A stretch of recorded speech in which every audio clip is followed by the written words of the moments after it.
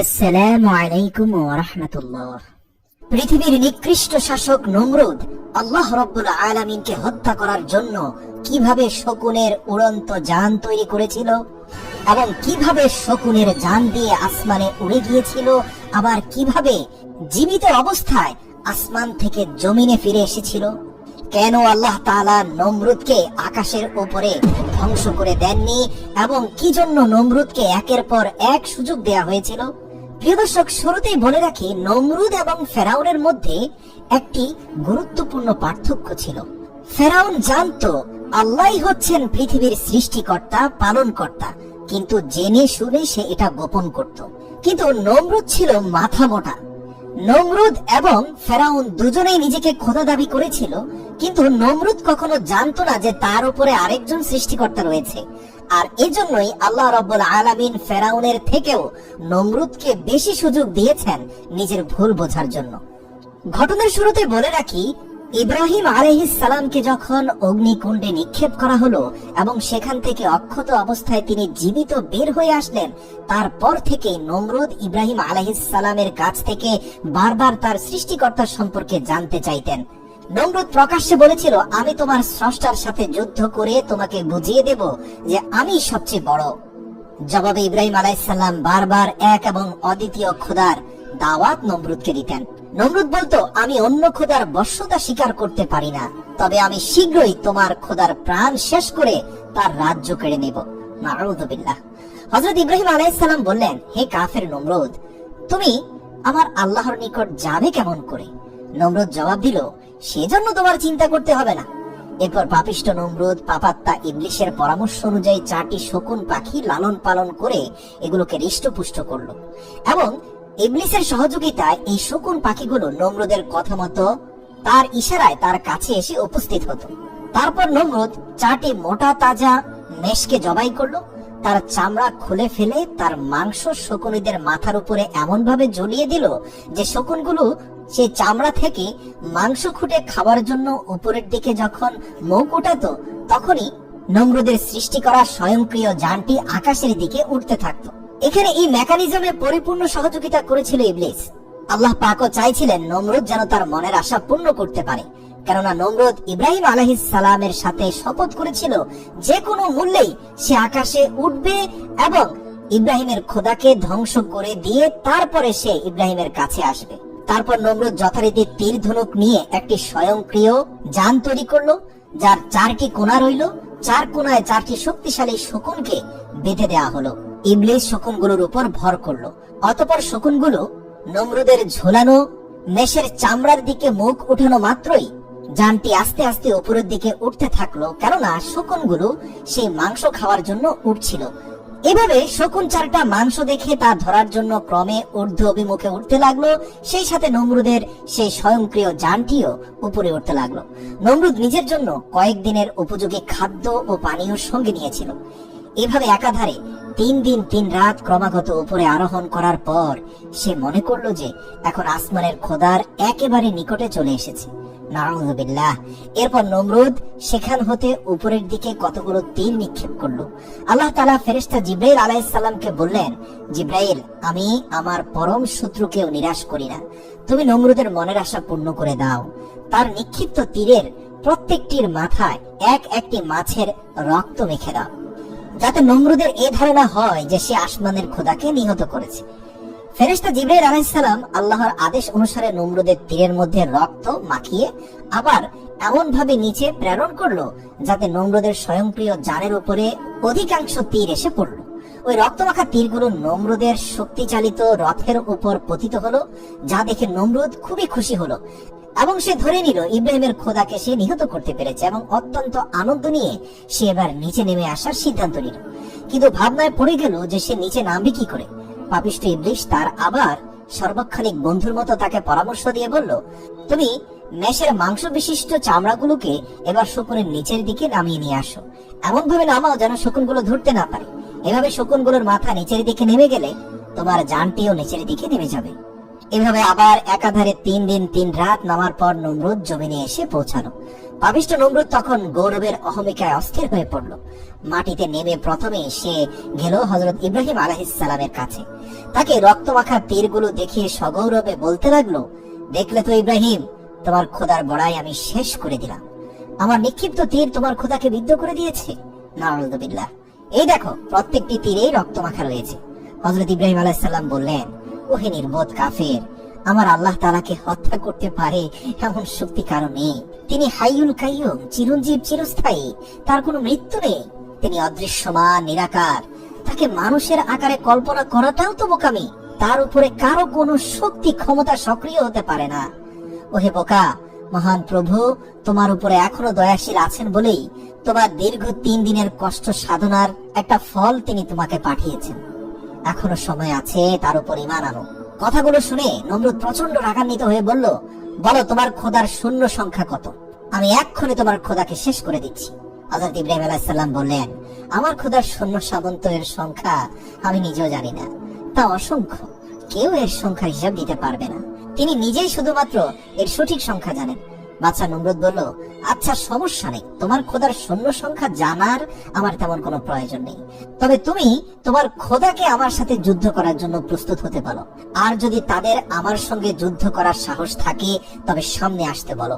যদি সামনে না আসে আমি ভেবে নেব তারা ভীত কাপুরুষ। নাউযুবিল্লাহ। হযরত ইব্রাহিম আলাইহিস সালাম বললেন, ওহে নির্বোধ, আমার খোদার সেনার সাথে যুদ্ধ করতে যদি তোমার এতই আগ্রহ থাকে তবে বেশ তাই করো। তুমি তোমার সকল সৈন্যকে প্রস্তুত হতে বলো।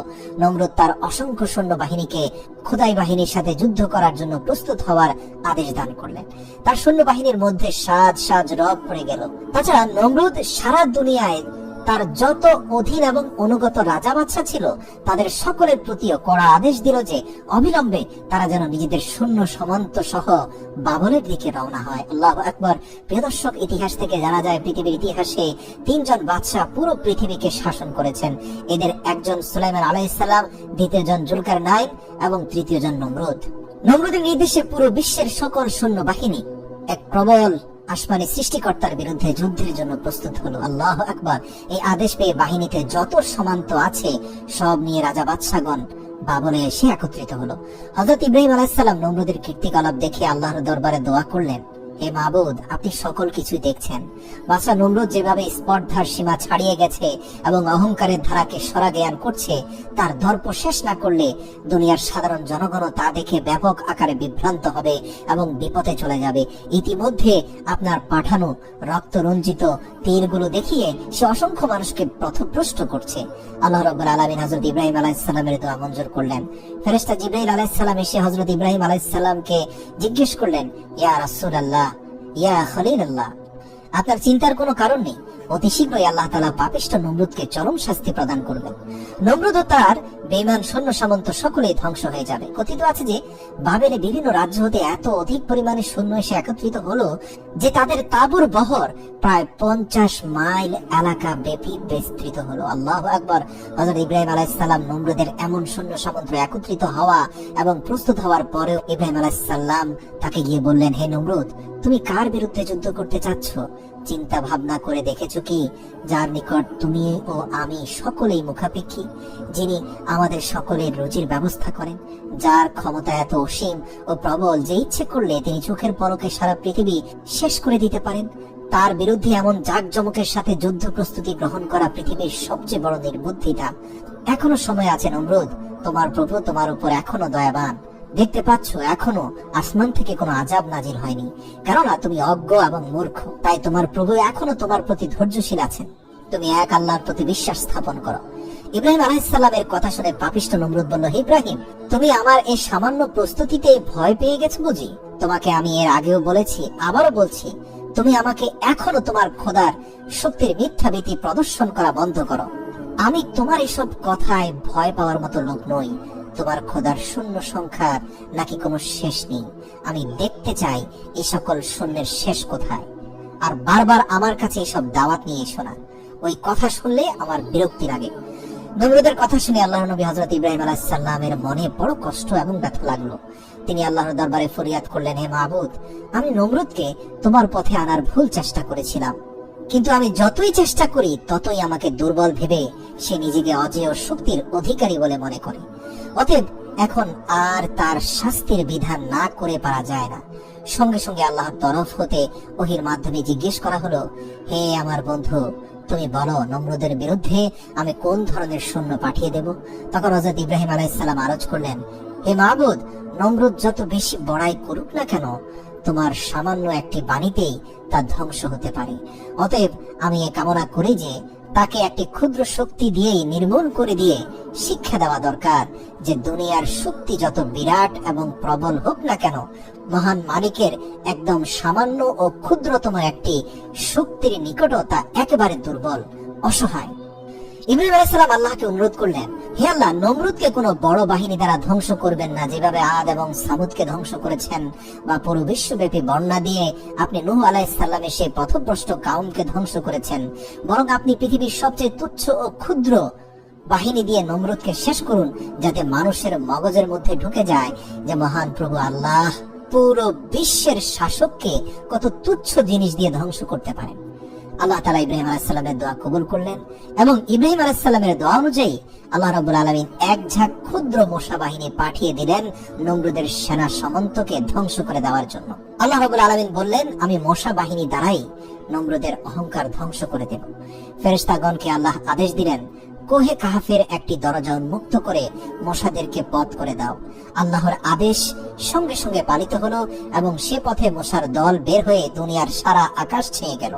নমরুদ হযরত ইব্রাহিম আলাইহিস সালামের কাছে জিজ্ঞেস করলো, কি হে ইব্রাহিম, আমার সৈন্যবাহিনী তো বহু আগে প্রস্তুত হয়ে আছে, তোমার খোদার সৈন্যবাহিনী কোথায়?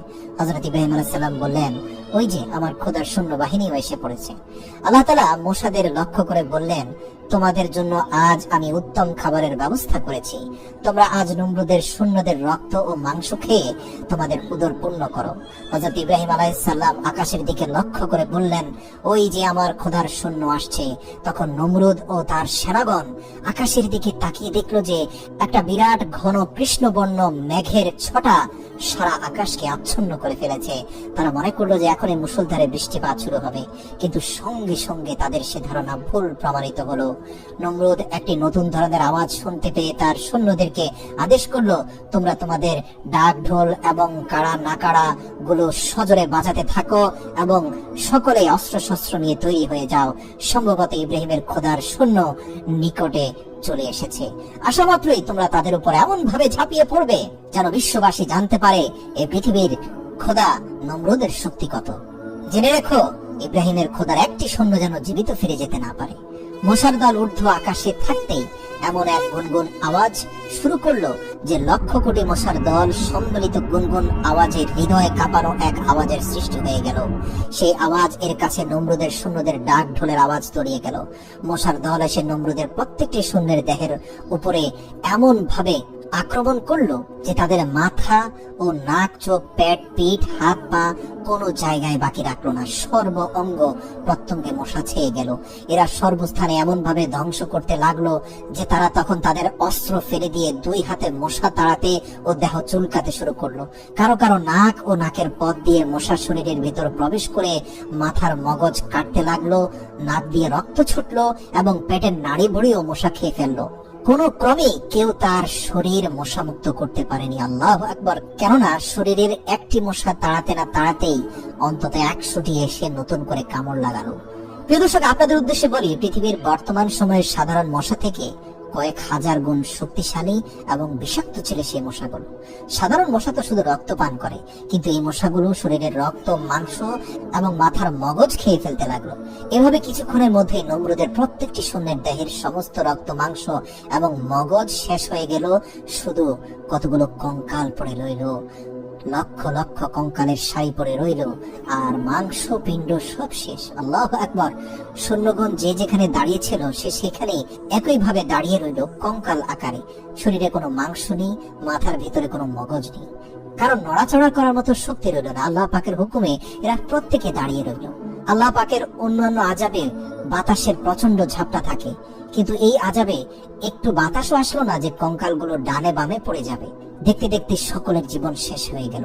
যুদ্ধের ময়দানে যখন এই অবস্থা, তখন বাদশা নমরুদ একটু দূর হতে তার সৈন্যদের এই দুরবস্থা দেখতে পেয়ে ভয়ে পালান করে নিজের মহলে এসে প্রবেশ করলো এবং তার বেগমের কাছে বলতে শুরু করলো যে কোথা হতে যেন অসংখ্য মশার ঝাঁক উড়ে আমার সকল সৈন্যের রক্ত, মাংস ও মগজ খেয়ে ফেলেছে।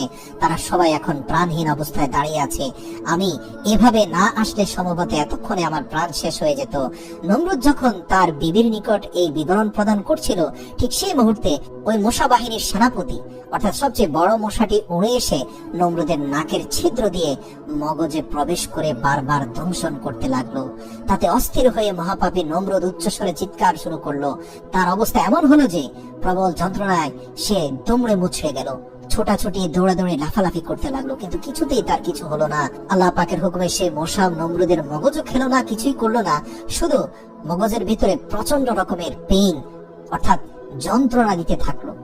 নমরুদের মাথার ভেতরে বসে সেই মশা নমরুদের মাথার মগজ নিয়ে খেলাধুলা শুরু করলো। অস্থিরতায় পাগলের মতো এদিক সেদিক দৌড়াতে লাগলো নমরুদ। এই মারাত্মক অবস্থা থেকে সে কিভাবে মুক্তি পেতে পারে উপায় খুঁজতে লাগলো। বাদশা দিশেহারা হয়ে নিজের পায়ের জুতা খুলে নিজেই তার মাথায় আঘাত করতে লাগলো। তখন মশাটির দংশন একটু কমলো, এতে নমরুদ আরাম বোধ করলো।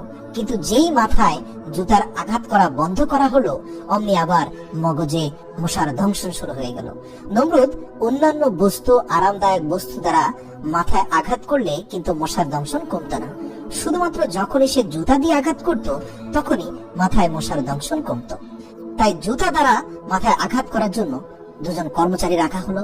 নমরুদ এভাবে কয়েক বছর বেঁচে থাকলো এবং প্রতিনিয়ত দুজন কর্মচারী মাথার মধ্যে জুতা দ্বারা আঘাত করতে লাগলো। সবচেয়ে ইন্টারেস্টিং ব্যাপার হলো, নমরুদের মাথায় যত জোরে আঘাত করা হতো নমরুদ তত বেশি প্রশান্তি পেত। চিন্তার বিষয় বটে, আল্লাহ রাব্বুল আলামিন ইব্রাহিমকে অগ্নিকুণ্ডে নিক্ষেপকারী বাদশা নমরুদকে শাস্তি দেওয়ার জন্য এমন অভিনব কৌশল অবলম্বন করলেন যা পৃথিবীর ইতিহাসে অন্য কোনো পাপিষ্ঠকে ধ্বংস করার জন্য অবলম্বন করেননি। আল্লাহ নমরুদকে তাৎক্ষণিক মৃত্যু দিতে পারতেন, কিন্তু এতে তার দম্ভ অহংকার শেষ হতো না। সেই সময়কালে পৃথিবীতে সবচেয়ে অপমানজনক শাস্তি ছিল জুতার বাড়ি। যদিও বর্তমানেও জুতার বাড়ি কোনো সম্মানজনক শাস্তি নয়, কিন্তু নমরুদকেই আল্লাহ রাব্বুল আলামিন পৃথিবীর ইতিহাসে একমাত্র বাদশা যাকে জুতার বাড়ি অন্তত কয়েক বছর খাইয়েছিলেন। নিজের মাথায় জুতা পেটা করার জন্য নিজের টাকাতে লোক নিযুক্ত করে রেখেছিল নমরুদ। কি আশ্চর্যের শাস্তি! পাপিষ্ঠ নমরুদ একাধারে কম বেশি 1 বছর পর্যন্ত এভাবে জুতার আঘাত মাথায় বরণ করে নিয়ে মৃত্যু অবস্থার মধ্যে বেঁচে রইল।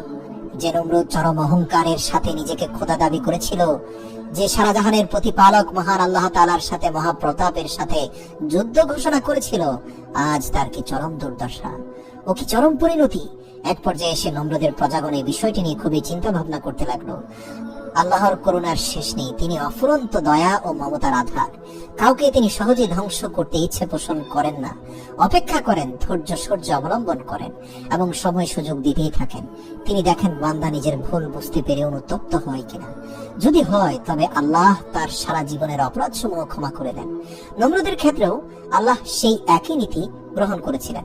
নমরুদ যখন দুর্দশায় ভুগছিল তখন আল্লাহ একদিন হযরত ইব্রাহিম আলাইহিস সালামকে বললেন, হে নবী, তুমি আবার একবার নমরুদের কাছে গিয়ে বলো এখনো সময় আছে সে সর্বশক্তিমান এবং অদ্বিতীয় আল্লাহকে স্বীকার করে কিনা। এই ব্যক্তি অজ্ঞ, মূর্খ, তাই তুমি দেখো সে তো অনেক কিছু দেখেছে, এখনো কি তার ঈমান আনার ইচ্ছা আছে? এটি তার শেষ সুযোগ। হযরত ইব্রাহিম আলাইহিস সালাম তার কাছে গেলেন এবং বললেন, হে নমরুদ, অনেক কিছুই তো দেখেছো, আমার খোদার শক্তিমত্তা সম্পর্কে তোমার আর কোনো সন্দেহ সুযোগ আছে বলে আমি মনে করি না। আসো, এক এবং অদ্বিতীয় আল্লাহকে স্বীকার করে আমার সাথে কালেমা পাঠ করো। রাগান্বিত নমরুদ বলল, হে ইব্রাহিম, তুমি আমার চোখের সামনে থেকে চলে যাও, আমার নিকট থেকে চলে যাও। তুমি তোমার মিথ্যা বেহেশতের লালসায় আমাকে ভুলাতে পারবে না। হযরত ইব্রাহিম আলাইহিস সালামের সাথে কুৎসিত আচরণের পর নমরুদের মগজের ভেতরে থাকা মশাটি তার ধ্বংসনের পরিমাণ কয়েক গুণ বাড়িয়ে দিল।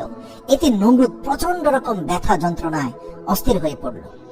শেষ পর্যন্ত দেখা গেল যে জুতোর বাড়িতে কোনোভাবে কাজ হচ্ছে না। নমরুদ কোনোভাবে স্বস্তি পাচ্ছে না। কর্মচারীদের বলল ভারী থেকে ভারী বস্তু দিয়ে তার মাথায় আঘাত করতে। কর্মচারীরা তাই করতে থাকলো। এক পর্যায়ে কর্মচারীরা নমরুদকে বলল, মহারাজ, আমরা মুগুর দিয়ে আপনাকে আঘাত করতে পারি না, এতে আপনার মৃত্যু ঝুঁকি রয়েছে। নমরুদ বলল, মুগুর কেন, আমাকে লোহা দ্বারা আঘাত করো, এতে আমি বেশি স্বস্তি পাবো। বাদশার চিৎকার চেঁচামেচিতে এক হুলস্থুল পরিস্থিতি সৃষ্টি হলো। তখন কর্মচারীদেরকে রাজ্যের সবাই তিরস্কার করতে থাকলো যে তোমরা কেন বাদশাকে জোরে আঘাত করছো না। এতে ক্রমে কর্মচারীদের মনে বাদশার প্রতি বিরক্তি সৃষ্টি হলো। একদিন মুগুর দিয়ে এত জোরে তারা আঘাত করলো যে সাথে সাথে নমরুদের মাথা দ্বিখণ্ডিত হয়ে গেল এবং তার ভিতর থেকে মূসা বাহিনীর প্রধান সেনাপতি মূসাটি উড়ে চলে গেল জীবিত অবস্থায়। আল্লাহু আকবার। তবে নমরুদের মাথা দ্বিখণ্ডিত হওয়ার পর পরম বিস্ময়ে সবাই লক্ষ্য করলো যে তার মাথার ভেতরের মগজের লেশ মাত্র অবশিষ্ট নেই, সব মশা খেয়ে ফেলেছে। পৃথিবীতে আল্লাহ তাআলার এক আশ্চর্য নিশানা এটি যে নমরুদ মাথার ভেতরে মগজবিহীন অবস্থায় 40 দিন বেঁচে ছিল এবং সর্বশেষ মগজের টুকরোটি খেয়ে মশাটি বিদায় হয়েছে।